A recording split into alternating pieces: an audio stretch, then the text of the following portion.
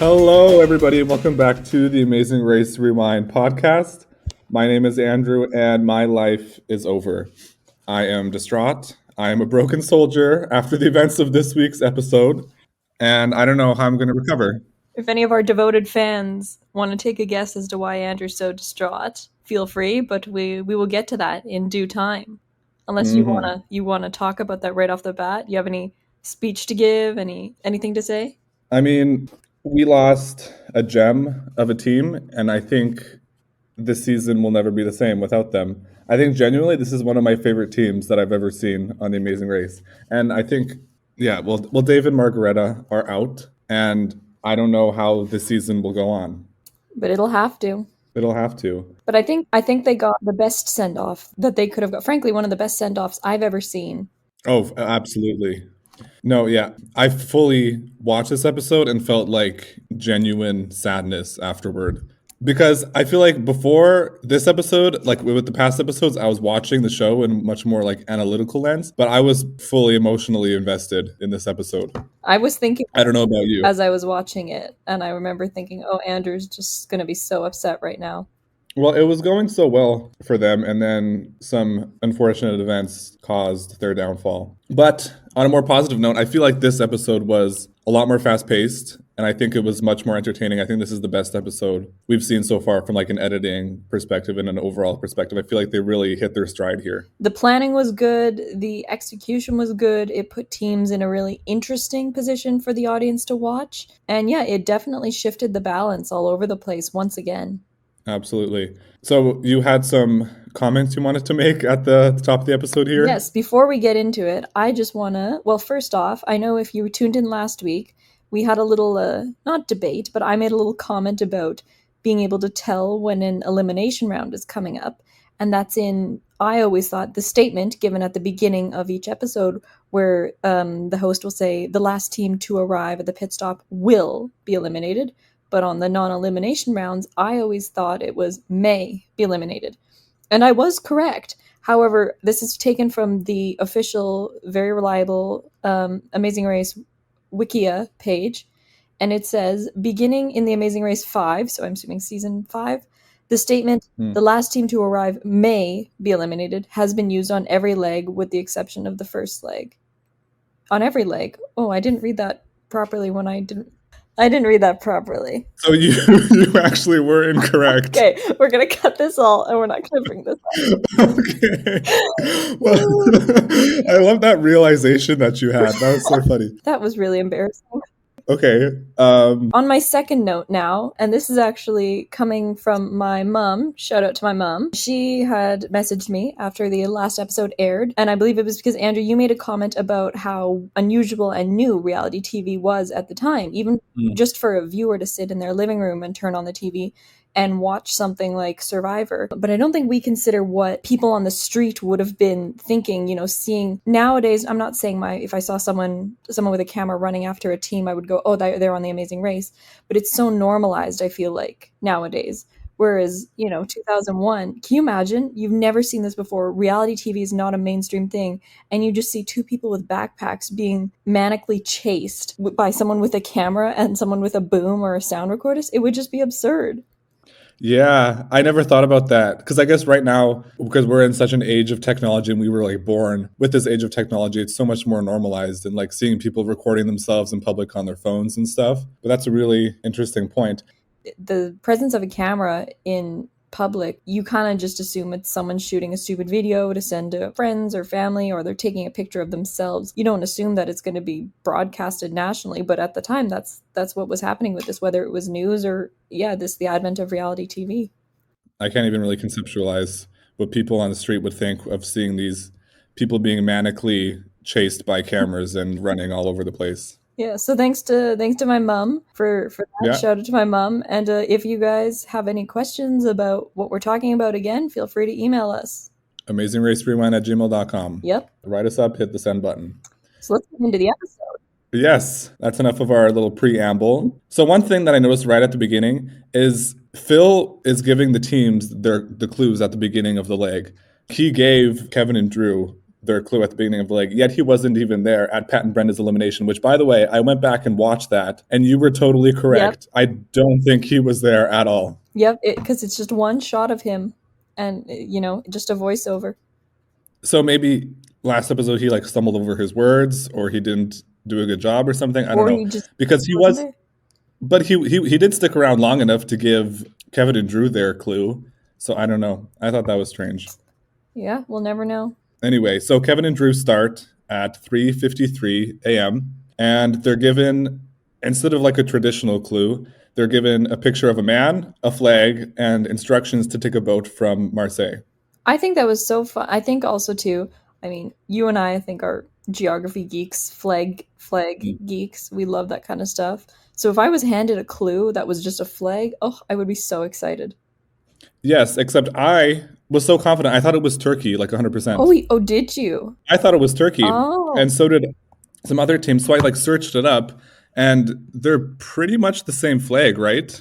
I don't know why, but I knew it was Tunisia right off the bat. So the difference between the Turkey and the Tunisia flag. So the Turkey flag, it's the same symbol with the moon and the star, except in the Tunisian flag, it's a white circle, and the moon and star are red with a red background, and then whereas the Turkish flag is red with a white moon and a white star. So they're very, very similar. And I think the Turkish flag is slightly more off-center to the left. Oh, I don't know. That's what got me for it. and something that was interesting, I don't think they wouldn't give teams, you don't see these kind of vague kind of clues anymore Oh that no, are much more absolutely not. open-ended. Because I feel like there's such a risk of teams just going to the wrong country or doing something completely incorrectly, and then you have like a team in Turkey while everyone else is in Tunisia. That would be a huge I feel like logistical nightmare. I don't think they would let teams go to the wrong country. I don't know who would intervene and I don't know how, but I don't think they would. And I mean, obviously the clue was clear enough because everybody knew to take the taxi from the castle they were at to Marseille and that they needed a boat ultimately. And even the people who did think it was Turkey, the boats to Turkey weren't an option. So, Yeah. they managed to figure it out that way. I don't know. I can't think. Has there ever been a team in the Amazing Race that's just gone to the complete wrong province or state or country? Not that I'm aware of, but I mean, in the modern seasons that I've seen, because I haven't seen any of these old seasons, they just lay it out very clearly where you need to be. But I don't know if they would be able to, like, if a team goes to the wrong place, would they be able to tell them, no, you can't go there? Because I feel like that would be unfair. That's what I'm trying to understand is how they would communicate. I think honestly, it's just the clues have to be clear enough that you know where you're going. Yeah. So yeah, I guess that's just why they don't do it anymore. Yeah. But I think it is cool to have these sort of vague clues. It was neat, but I liked this and I disliked this is all the teams pretty much made it from the castle to Marseille without difficulty. I don't think there was really anything there. But once they all got there, because you can take the passenger boat, which is what everybody ended up doing, but there's only one. I think they were all on the one boat. But I like how Phil had mentioned in the commentary, really desperate or forward teams can try and get onto a cargo ship. I would have totally, for some reason, I think I would have thought of that, or just talking to people, I would have been saying, is there any other boats? Is there anything I can get on? Any sort of vessel? See, I thought that was weird that he even mentioned that because it never was discussed at all. So I thought it was just kind of a waste. It's like, why are we talking about this if it has no impact? But I guess it was kind of an interesting factoid. I feel like I would have gone for that option, just, asking anybody at the docks to get us. I guess so, yeah. But at the beginning of the episode here, we do have some drama. So we learn, or through some events, that the alliance between Frank and Margarita and Rob and Brennan is officially over. So first off, Frank and Margarita were a few minutes ahead of Rob and Brennan. So Rob and Brennan asked them to read the clue aloud so they could hear it and like plan accordingly before, so they could have a little bit more of a head start. And then Frank and Margarita didn't read it, so that was strike one. And then strike two was when Margarita asked Rob and Brennan's taxi to call another one for them. Brennan tells their driver to not call one for them. So I think it's safe to say that this alliance is officially done. They never last. They never do. There's always cab drama, I find. It's always with the cabs. Yeah, that's the downfall of a lot of people. And Okay, there's also another thing I want to mention is when Joe and Bill are in an interview, it's like at the beginning of the episode when everyone's starting out. I don't know if you noticed this, but when Joe was talking about being like cutthroat and how it's about winning now the race, while this is happening, Bill, he just has this blank expression on his face. He looks completely hypnotized or possessed or dead or something because his eyes are completely blank, his mouth is hanging open, and he's not moving a muscle. He's just like staring at the camera. He's seriously now here. I'm going to be the one to bring up a reference. It's like Weekend at Bernie's, literally. Oh my god. He looks dead. Did you notice this? I don't know why you always notice these things, or frankly, how. Because let me kind of elaborate on what Andrew's talking about. I have this quoted here because I was much more focused on the quote, which is that Team Guido is now saying that this is a cutthroat competition and, quote, it's about winning and not letting anyone else win, end quote. That's what I was focused on. It was, raised stakes for everybody. I like how that's what you No, pick I up didn't on. care about that. Oh, I thought you would. I thought you would be all over that. You're usually the one that's all about getting ahead of everyone I mean, else. that's just par for the course. But this was so strange. But I'll post that clip in my little Instagram post, so you guys can go see that. Go check that out. Okay. It's seriously a strange sight to see. So yeah, some of the things that people thought the flag was. Someone thought it was China. Some people thought it was Morocco. Kevin and Drew were convinced it was Algeria, and then some other people thought it was Thailand as But a well. lot of people thought it was Turkey for the most part. Yeah, since I was one of them. And I'm proud to say I wasn't. I know my flags. Yeah, But yeah, if people wanna look it up, Google to see if they would be able to tell them apart. Tunisian flag versus the Turkish flag. Go check that out. yeah, I would have totally argued with you on that, but who knows what would have happened. So we have some more Paul and Amy drama With a cab again. It's always the cabs. with the cab again. So supposedly, what a lot of teams did is they called ahead the night before for a cab to come pick them up in the morning. So apparently, Amy did this and confirmed it twice. But when they arrived, there was no cab there for them. And then in this confessional, we learn something interesting, which is that Paul didn't even want to do the race to begin with. It was just something that Amy wanted to do, and he was doing it for her. And he threatens to quit once again. I mean, I admire his dedication. Like, it's not a challenge for the faint, and it's not an easy thing to agree to. So good for him. Yeah. And then Nancy and Emily are in a cab as well at the same time that Paul and Amy are trying to get a cab. And they're arguing, and Nancy, her poor, sweet southern heart, cannot handle this arguing, and she breaks down in the car and starts crying. And she has this confessional where she just kills me. She's so funny. She's talking so softly in her little accent. She's like talking about she can't handle the all this bad language or the cutthroatness of the game. And if Emily heard this, she would kill me because this would embarrass her so much. I I feel like I would be the same. I just wouldn't be able to deal with the fact that I could potentially be stealing somebody else's cab, or if I was in the position where my cab was being taken, I would be mad, but equally as kind of, oh, but you did get there first. But if I was in the position of stealing a cab, I think that would be me. Like, we'd be driving away and I would be like, we shouldn't have done this. I feel so bad. But I don't even think they didn't even steal it though because they also called a cab when they just happened to get to that cab first. But like both teams called a cab, but one just didn't show up. Right. I don't know. But she still felt guilty about it. Yeah. I really felt for her there. Yes. I mean, I thought it was kind of funny to be frank. So yes, we cut from Nancy's breakdown where she like saying that she can't handle the game immediately to Margaretta's who's saying, "I think I'm handling this game really well." And then Dave says, "You're doing extremely well. You were brilliant, honey, thinking about having the cab waiting here. Absolutely They're brilliant." so cute and they're just here to enjoy it and go with the flow and have fun. I I know. I can see why they are your favorite team. They're amazing. This is wholesomeness 101.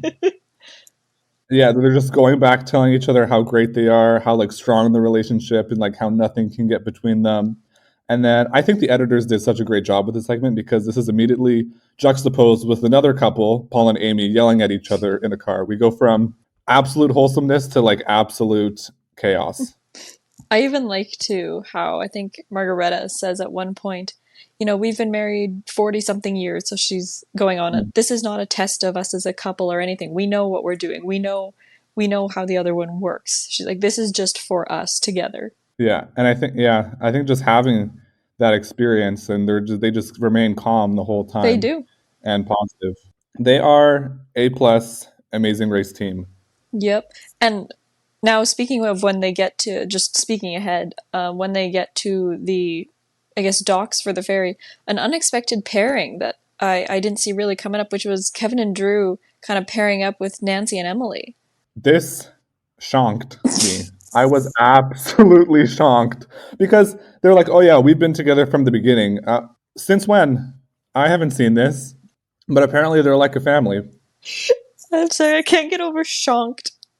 But it's true. I mean, it's very Absolutely wholesome. I'll shocking. give it that. Even though I think Kevin and Drew know that they kind of saying, they want to keep Nancy and Emily around because they feel they could beat them if it came down to them in the final. Yes. But even so, it is such a nice sweet pairing.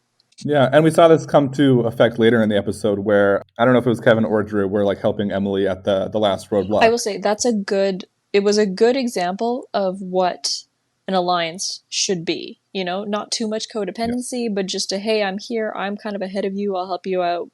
You do your own thing. Yeah. But we're jumping ahead now. Yeah. But yeah, there's a lot going on in this Well, episode. because everybody's here. Now we're at the docks. So there's one ferry. Nobody's decided to inquire into a cargo. So everybody's going to be on this one passenger ship and they all need tickets and everybody's there. And I think it's one of the lawyers that makes a comment of everything we've done to get ahead is kind of pointless now. Yeah, everyone's completely equalized. Mm-hmm. Yeah, everybody's here together. People are stressed. There's a lot of tension in the room. And then I forget who it is on Team Guido, kind of takes over because he's able to speak French and decides that he's going to buy everybody's tickets. And I have to Yes. ask you about this because there was a line in which he's like, you have to control the game. And he's admitting that it's very manipulative. Now, Andrew, I think you have that energy of do whatever it takes, do whatever it takes. It doesn't matter what the repercussions are, how people see you. You just have to do it, and you have to focus, and it has to be about your team and your team alone. So would you pull this move, or do you think this is slightly too unethical race wise, or would you definitely do this? I think it's too much. I don't think there's enough that they gain from this relative to how much they're losing from this. And it's not the ethics that I have an issue with, it's just that it's not a smart move, in my opinion. Because, like, what are you gaining from buying everybody else's tickets? He's talking about how now that he buys it with a group discount or something, so now he has everybody's tickets and they're all getting mad at him, and he's kind of like, no one can leave without their ticket, and I have the power to just rip the ticket up. I feel like I wouldn't want to be that involved with the other teams. I don't want to I don't want to make No. myself that known. I think I would just worry about myself. Yeah. I don't think that's a good trade off because I think they leave this. I mean, the teams before this already hated them, but I think this made other teams hate them even more and really like solidified their position as being villains. Right. And I mean, this, you never really see too much of a resolution of this. Obviously, everyone gets their ticket because this is followed with a little montage of them, on the boat, and everybody's happy, and they're Yes. sailing, which would be across the Med from south of France to Tunisia in the north of Africa. Yes. And it's just a nice, what is it, 16 hours, 18 hours that It was 18 everybody hours. relaxes, they're sitting, having dinner together, they're looking at the views. So, I mean, I guess that's your resolution. But again, everybody's now Yeah. on the same playing field. They're literally all in the same boat. Yeah. Wow.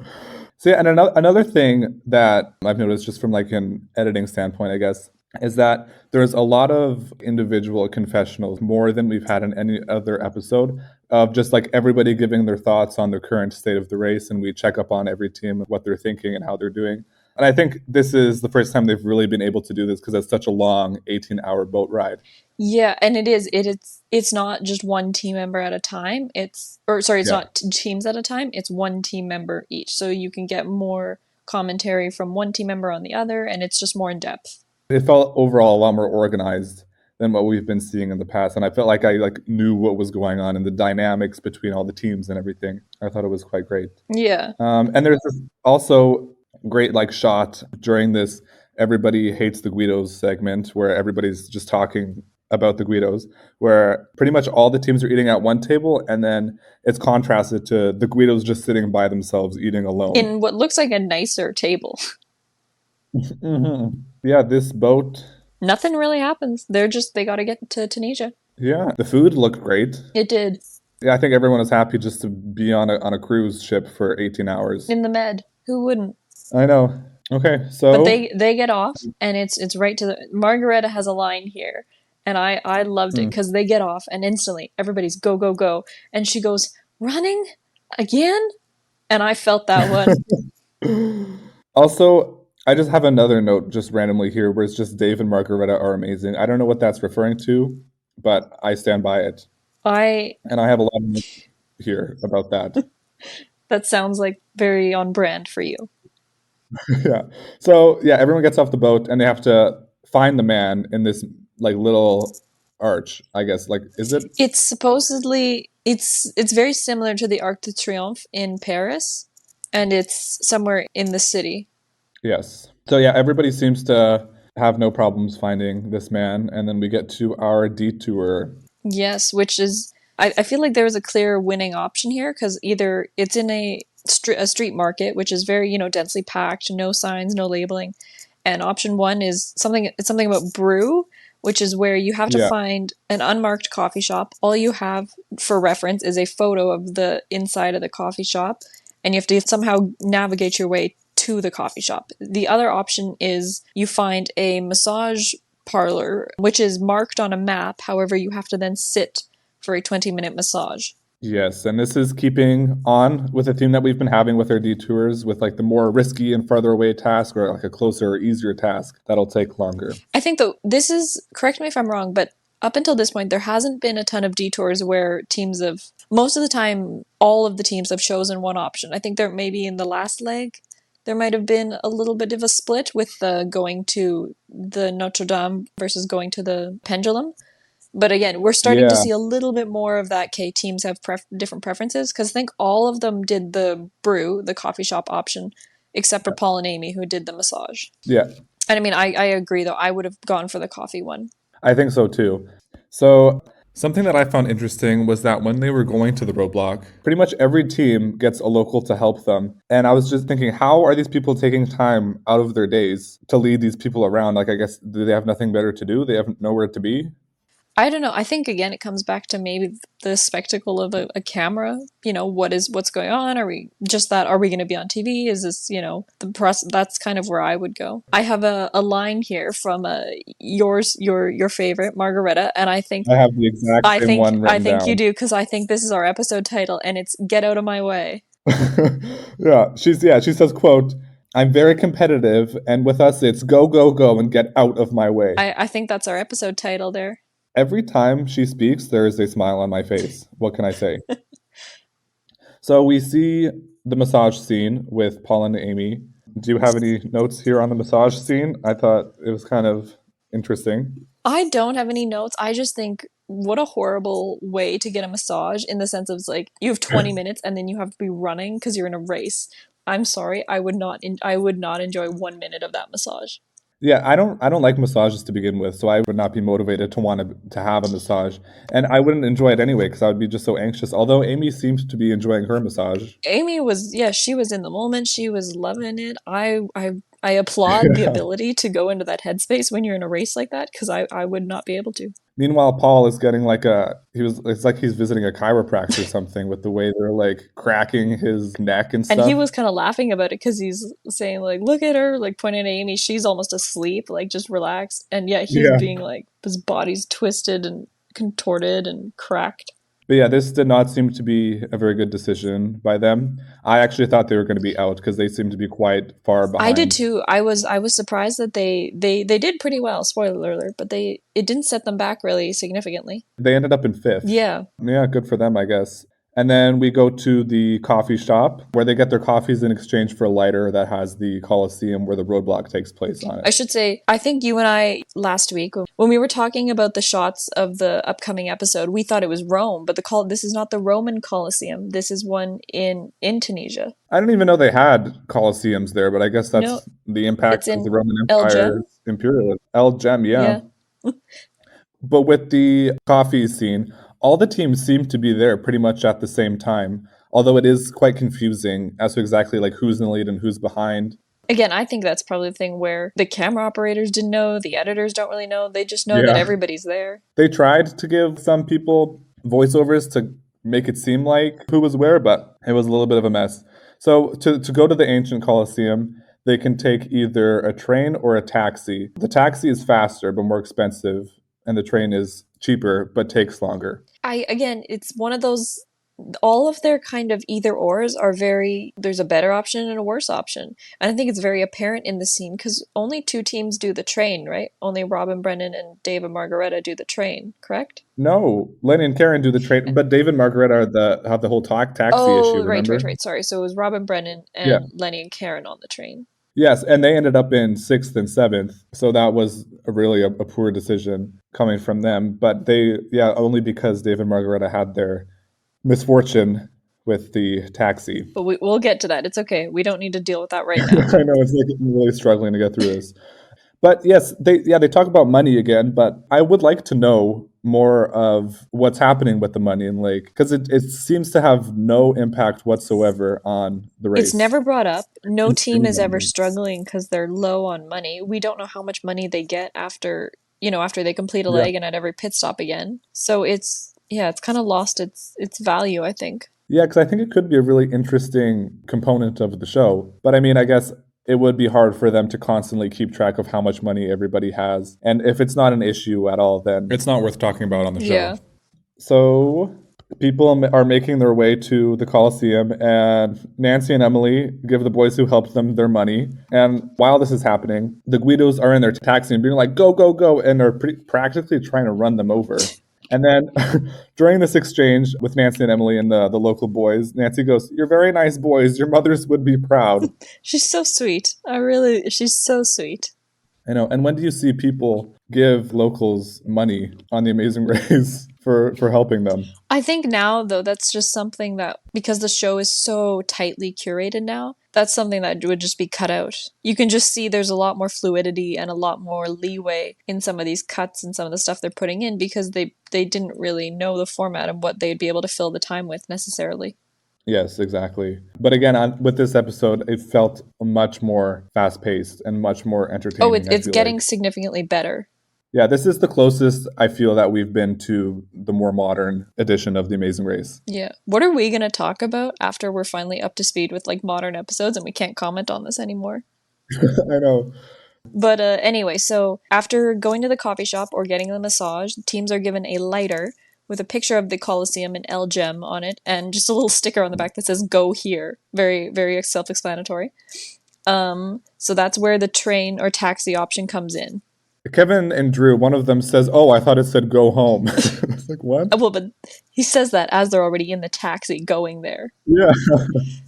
I don't know if that was a bit. That was like a little bit of a joke, or it's hard to tell. I don't think it was a bit. Okay, so should we get to the downfall of Dave and Margareta? Why don't we explain the Colosseum first, and then you can emotionally prepare yourself, and then we will cover Dave and Margareta. Okay. The roadblock, you mean? Roadblock, yes, sorry.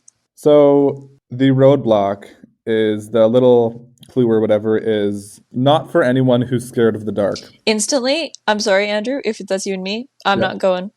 Everything about that, dark tunnels, swords, torches, nope, done. Sorry. Yeah, see, I thought I would have been fine doing this, but I didn't know if you had any aversion to the dark, so I guess I'm doing it. So yes, they have to light a torch and then walk in a clockwise direction to find swords which are dangling from ropes above the pit of death. Like, that alone, why would I want to do that? You know? There's pit of death is in the sentence. Well, you don't want to run around a Colosseum? That seems like fun to me. I would enjoy a leisurely walk around a Colosseum, being able to take it in. Not, what is Amy? It's Emily that almost lights it on fire. Like that, no. Oh my God, yeah. That was so funny. And she's like trying to kick it out, like panicked.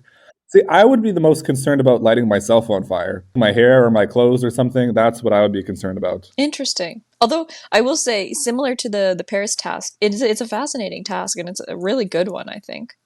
I think so too.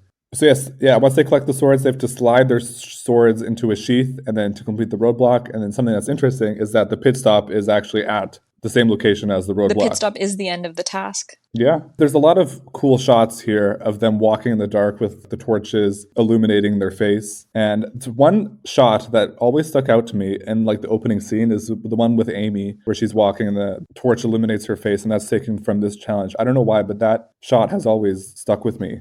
Always, as in the last week? The the last few weeks. The last few weeks. During the opening credits. Oh, I see what you mean. Yeah. So yes, I think it was a fun roadblock, but I would have liked them to make it more challenging because people did struggle with it a little bit. But the task was to walk in a clockwise direction. I think it could have been more interesting if they had to run around more aimlessly. I think the teams who got it really easily, and the teams who didn't struggled. But everybody's doing that. For the most part, people are doing okay. But cut back to El Gem, or not El Gem, not even in El Gem yet, back in Tunis, right? Dave Yeah. and Dave. They're on their way. Dave and Margareta. Yes. I'll let you speak to this situation. Okay. So their taxi driver drops them off, and I guess they have to like go to another taxi driver, which seems strange because I don't think anybody else had to do that. And they realize they don't have the correct currency. The person who's driving them will not accept American money. There's a bank nearby, so they go to the bank, although the bank is now closed. And in this moment, my heart dropped out of my body and onto the floor. I think at this moment everyone kind of knew. We kind of knew. Although they did seem to make a good recovery. They're just so positive. Yeah, they're so positive. And this is exemplified by Margareta saying after they found out that the bank is closed, she just takes a deep breath and she goes, "This will work out. I don't know how it will, but it will work out." I think that that's the kind of energy you need in the race and in life, really. Life lessons from The Amazing Race. Yeah, everything will work out. So, yeah, something I thought that was interesting is that nobody else seemed to have this issue with the currency. Yeah, but I think that's because this taxi driver brought them to a different place. I guess so. This segment is concluded by a local just ends up giving them money. The dinar, I think, is the currency. Yeah, dinar. And yes, I think this is interesting because it shows a real life part of traveling, which again makes it feel more like a travel documentary because it's not just something that's a part of The Amazing Race. This is like something that you could encounter while actually traveling. Right. There, it's kind of a moment where there's not that amazing race glitz and glamour and not everything's laid out for you, and you have to figure it out. So yes, they end up getting their money, and I still had hope at this time actually because they made it seem like it wasn't that big of an issue, although they said that they wasted 25 to 30 minutes at the bank or something. And I have to say, sorry to bring down your mood even more, but in the cab on the way to El Gem, I think it's Margareta who goes, "Even if this is our last leg, we're gonna make the most of it." They're gonna savor it while they can. Yep. And she also says, she goes, this is a quote. She says, "Dave is the eternal optimist. He does not have a pessimistic bone in his body." And it's like, wow. Imagine like just constantly speaking so highly of another person. It's so sweet. They're the best people I've ever encountered in my life. Wow. Okay. So yes, they eventually make it to the Colosseum. And I was just doing a little bit of research on the Colosseum. So it actually is modeled after the one in Rome. And it is judged to been able to hold approximately 35,000 spectators and was built in the year 238 AD. Oh, wow. Some other things about the roadblock. There were screaming partners in this roadblock, but this didn't bother me as much as the Eiffel Tower one. I was thinking about you, yeah, but I think here it's because they can hear each other the whole time.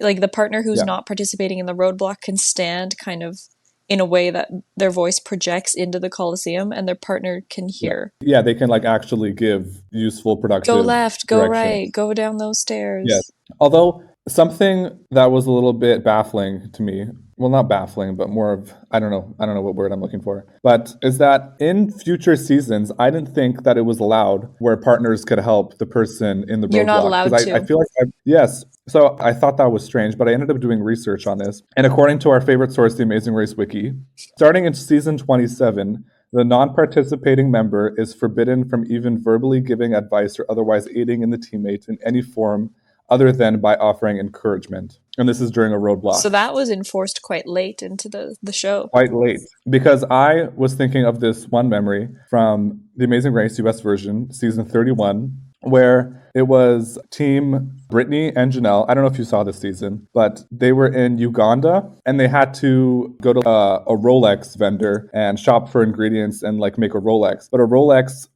it's like a traditional dish of Uganda. Rolex is an ROLEX? Yes. Okay. But Janelle was looking for a Rolex watch the whole time. So she spent like 2-3 hours running around looking for a Rolex watch. Meanwhile, Brittany was standing there right in front of like the Rolex stand because it was like where they got their clue or something, knowing that she just had to go right there, but she couldn't tell her. Oh, that's so that was brutal. Something that stuck out to me. It's absolutely brutal. And they ended up getting eliminated because of that. That's brutal. Yeah. And that stuck out to me because I was rooting for them that season. But Aw. But if it was prior to season 27, that wouldn't have happened. Sometimes it's that, sorry to go completely off topic here, but sometimes it's that one team that's doing really well, and because of a stupid rule, I mean, Pat and Brenda last time, just, it wasn't their fault at all. That was ridiculous. Anyway, but, I mean, so all the teams make it. There doesn't seem to be any drama, really, or any large struggles with this task. Yeah, Emily seems to be struggling a little bit, but as we mentioned before, she got help from Kevin and Drew, whoever did the roadblock there. Yeah. Another thing was outside of the Coliseum, Amy goes, she says, like, I gotta pee, but I'll do it. And then Paul says, you can pee in the dark. I thought that was funny. Okay, sure. Do you have any concluding thoughts on the roadblock? I don't know. It was kind of neat how the minute you handed in your sword that you retrieved from the pit of death, that you were, given your position and checked in. I thought that was kind of neat. And what was the ranking again? It was Bill and Joe first, Team Guido. Yes, yeah, and then Kevin and Drew were in second. Nancy and Emily were in third then. Yes, they were. Well, you can say Kevin and Drew, Nancy and Emily, they pretty much tied for second. This is the best that Nancy and Emily have ever done, and I thought they had a great episode overall. They did. Okay, yes. Oh, and then another thing that happened is people were climbing into the pit of death. Now, I don't know exactly what the pit of death is, but I don't think you should be climbing into it, because what you were supposed to do is grab a pole and then like retrieve the sword with the pole. But people were climbing in there. You know what? I feel like I'm sounding like you, but it's The Amazing Race. You got to do what you got to do. Yeah, I guess the pit of death might not have been as intimidating as its name suggests. I mean, if you can see the sword right there, why not just climb over the sharp iron gate and grab one? Yeah. And then also during this, Amy and Brendan climb over it, and then Brendan gets down first, and then Amy like throws the sword down, and like she pretty much throws the sword at Brendan. I didn't notice. How do you always notice these things? I didn't notice that. I watched the episode twice. Oh, okay. You're exposing me. Anyway, sorry. We can cut that. It's okay. So yeah, Paul and Amy were in fifth. This is the first time we've seen Rob and Brendan in the back of the pack, and I think this was because they took the train. Yeah. They were in sixth. You know what? I have a feeling that either next leg they're going to be out, or they're going to really make up for it. Well, they teased next leg that they would be in trouble. Yeah, so I'm interested on that. Yep. Lenny and Karen were in seventh. And they try to make it seem like it was close between Lenny and Karen and Dave and Margareta for a bit, but I don't think it was really. No, but I will say, like, again, Dave and Margareta unfortunately get eliminated, but their send-off is, I think, the sweetest, most wholesome, happy send-off I've ever seen in any of The Amazing Race. Yeah, it absolutely is. All the other teams are there. They're all clapping. Everybody's cheering them on. It's so sweet. As they should be. I was clapping too, with tears streaming down my face. It was emotional. And speaking of emotional, while there's this scene where Dave is like trying to find the sword or whatever, and Margarita, you see her counting the swords and like putting together that they're out. Aw. And I was praying for non-elimination. I thought maybe there was a glimmer of hope, because we did talk about last week how there probably will be a non-elimination considering how many episodes there are relative to how many teams there are, but alas, it was not. It was not meant for Dave and Margareta. Yeah. And that's our episode, though. That's our episode. They were doing well. They were doing really well. It was just, it's that thing. Yeah. It's that one, I think it's always transport. That always is make or break. Yeah, and I don't think I appreciate, because I think they said the Coliseum was 200 miles from the rest of from like Tunis. Yeah. The city they were in. So I don't like how it comes down to transportation, because Dave and Margareta, they were like in the middle of the pack, but I guess that's just a part of the race. I would have liked if it was more task oriented, but I guess that's what this first season is. They're still figuring things out, but you know what? It's with every episode it gets better. It's getting better. And what do we have on the go for next week? Where are they headed? Deeper into the desert, I think. The desert, Egypt, maybe, I don't know. Northern Africa, They're in I northern guess. Africa, and it sounds like they're going to be somewhere, they're going to stick to the Sahara, Yes, and teams are driving themselves again. which, ooh. Which they did in the first episode, and that was a little bit chaotic. So that should be interesting. But I do want to say it's quite unfortunate. I think we've lost 3 great teams in a row I because we know. lost Kim and Leslie, which were bringing the drama. They were bringing it. I liked them. Pat and Brenda were great, and now Dave and Margareta. And who are we left with? My favorite team left is Nancy and Emily. I think Me too. I think we both got to stick together and root for them. we got to root for them. I think Nancy and Emily and like Kevin and Drew are fine too. Kevin and Drew are chill. They're a good time. Other than that, I'm not really fond of any of the other teams. Only time will tell. Yeah, maybe we'll have some growers. Sure. They'll be maybe they'll grow on us. Sure. This might yeah. Anyway, do you have any other thoughts on this episode? I don't. You know what? It was a really good episode, though. I really enjoyed it. It was very well structured. The tasks were really interesting. I'm worried next week won't be I'm not saying it's going to be a bad episode, but I don't think it'll top this week's episode. I don't think so either. And next week doesn't have Dave and Margareta, so I don't know how we're ever going to top anything ever again. I know.